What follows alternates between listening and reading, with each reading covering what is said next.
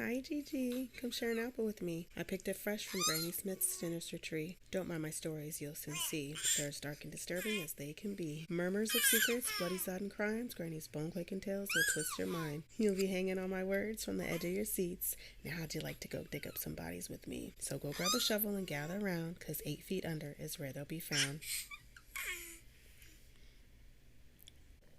This podcast contains detailed discussions of real-life crimes, which may include descriptions of violence, sensitive subject matter, and other potentially distressing content. Listener discretion is strongly advised. The material is intended for mature audiences only and may not be suitable for children or those who may find such topics triggering. Hey, everybody.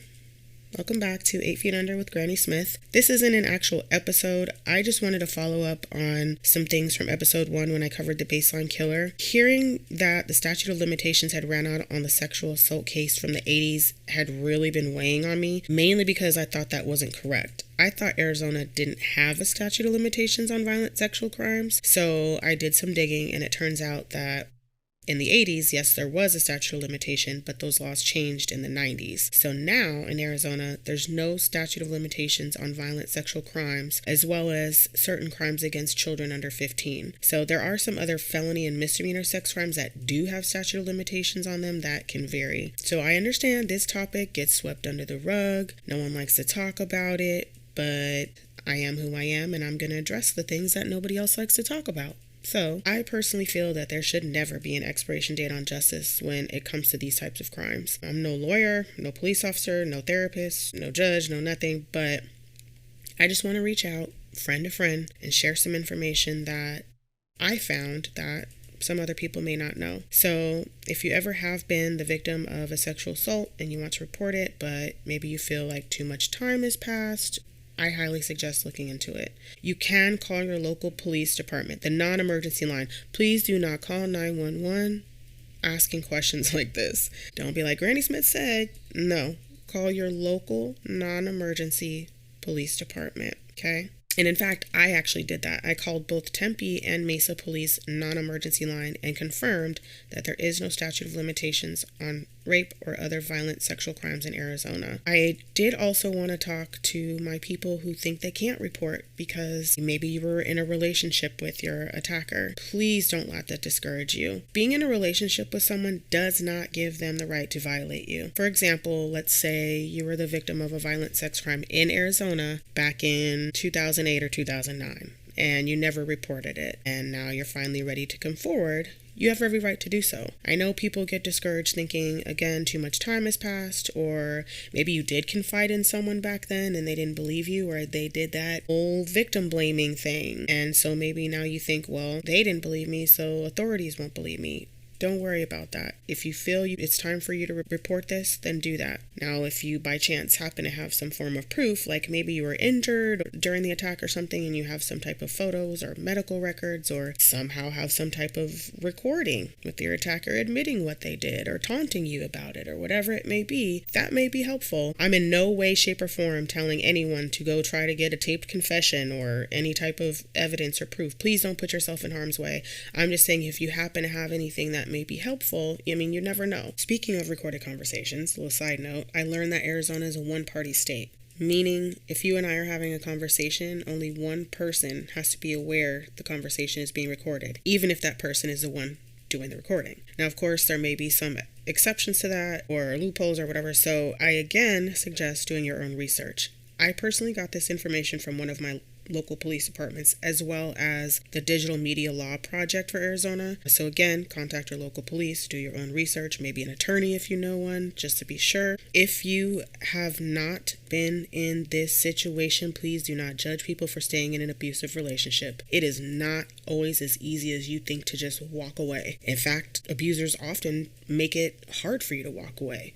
Maybe they've cut you off from your support system, or they convince you can't survive without them financially, or whatever the case may be. Sometimes there's children involved, and victims feel guilty if they leave and break up the home. And also, can we please stop protecting and covering up for the perverts and predators in our families? Then have the audacity to blame the victim when they've had enough and they start lashing out. Now, I'm not condoning violence. I'm not condoning revenge, none of that. But what I'm saying is sometimes when you've had enough, you've had enough. And then all of a sudden, people are saying, he's lashing out or she's lashing out or she's violent. Yeah, it's because of all the trauma and they're tired of it. Doesn't excuse bad behavior, but it may explain it. I will include a few links for the RAINN website, which is spelled RAINN, that gives state-by-state information on laws and statute of limitations. RAINN is the Rape, Abuse, and Incest National Network, and it's the largest anti-sexual violence organization in the United States.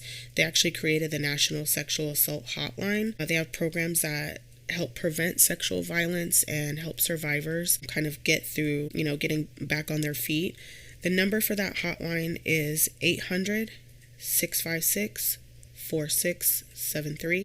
And I will also include the link to the National Sexual Assault, that National Sexual Assault Hotline, the Digital Media Law website, which summarizes the law regarding recording conversations in Arizona. And again, let me make this very clear. I am no mental health professional, not a cop or a lawyer. I'm just simply sharing information I found by calling my local police department or research on the internet. If you choose to report, please look into your state's laws and please be safe. Never do anything that's going to put yourself in harm's way. I highly suggest, if you have gone through something like this, to seek help, therapy, counseling, something like that, because eventually it will start to manifest in ways you don't even realize, even years and years and years later. And one of the best things you can do for yourself is to start processing what happened so you can heal, so you don't start spiraling, self-destructing, damaging the good relationships that you do have with people, and just starting to live the life that you deserve,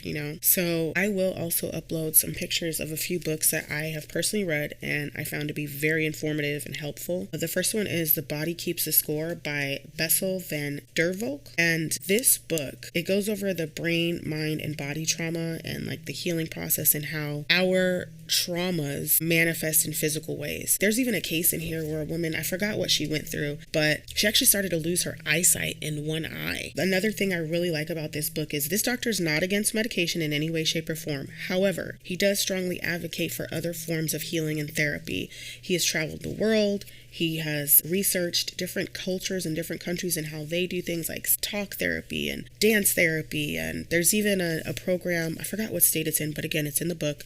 I want to say it's called Young Shakespeare or something like that. And it's like a program for teenagers who have been abused or, had dysfunctional families, and they reenact these plays. And it's such a great thing. So I highly suggest reading this book. Another one, actually the second and third ones I suggest are No Bad Parts by Richard Schwartz. This one is about the IFS model, which is the internal family systems model. It kind of explains how inside of us there are different parts, right? The good part, the bad part, the child, the lover, the fighter, the, whatever. And it kind of teaches you how to identify with each one of those parts and heal each one of those parts. Another one is called Healing Your Lost Inner Child by Robert Jackman. So kind of combine these both, help you heal your inner child, isolate the age of each trauma, and kind of address yourself at that age to understand what you're going through. Tell yourself at that age, it's okay, and this is how we can handle these things, stuff like that. So I really, really, really suggest these 3 books. Now, the fourth one is called Without Conscience by Dr. Robert Hare. He actually created the psychopathic checklist that is still heavily used in mental health evaluations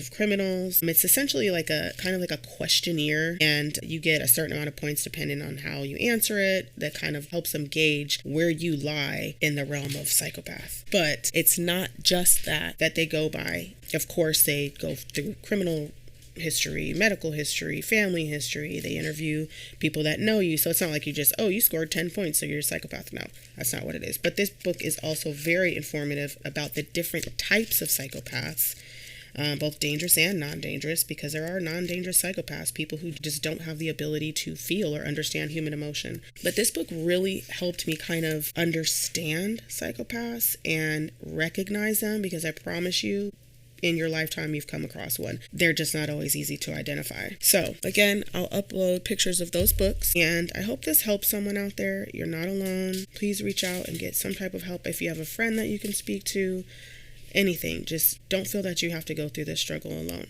So, as always, until next crime, stay safe, stay hydrated, and remember, an apple a day keeps the murders away. Bye.